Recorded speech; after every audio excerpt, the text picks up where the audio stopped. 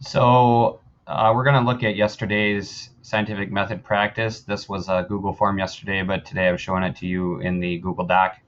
And I just wanted to talk about writing a hypothesis and how we can move forward and do a little bit of a better job with that, especially making it easier.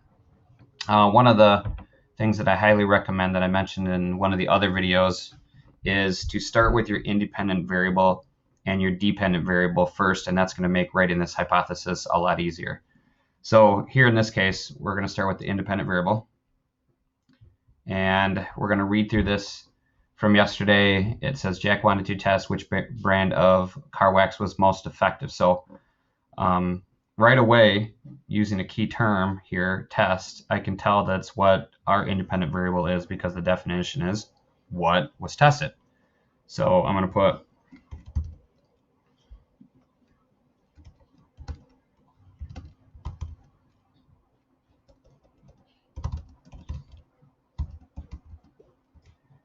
okay, now the dependent variable is what we're measuring.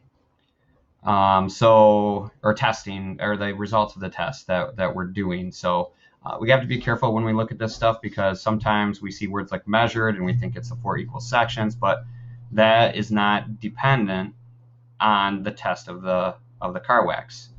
In this case, what we're doing is we are looking at how effective the wax is that we're putting onto the car. And to do that, we had to add some qualitative we had to look at some qualitative data, which is the amount of shine that this hood of the car had. And so the dependent variable, depending again on the car wax, was amount of shine. So again, we're working on writing this hypothesis. We can do this with any one of the scenarios that we have. We can do this with any experiment. We're looking at those things first. And now we're going to come up here and we're going to say, okay, we're going to use the independent variable for our if.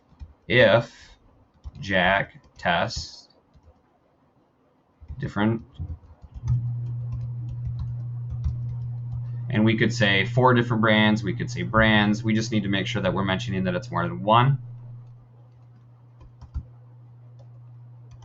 And here, we want to make sure that we're picking one of them. Now, a lot of you asked me this question yesterday, like, what do we do if there's no brands there? There is no names. We can simply just add some. I told most of you to add a new number or a letter. So we could say like brand A. And then we have to add that dependent variable. So if Jack tests different brands of wax, then brand A will have the most amount of shine.